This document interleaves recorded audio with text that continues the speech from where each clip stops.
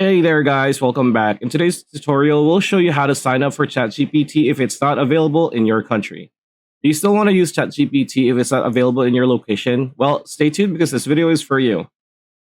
Alright, so we are now in ChatGPT because it's available in my country. So what if it's not available in yours? And OpenAI as a whole is not available to a few countries. It's available for a lot of countries, but there are a few that's not available for them.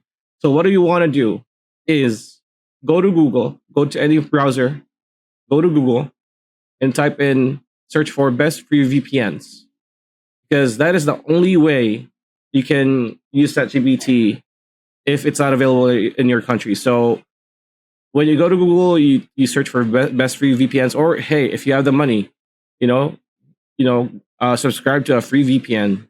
I mean free premium VPN that you pay monthly. But for people who can't afford it, who just wants to use free VPNs, it says here are the free the popular free VPNs available.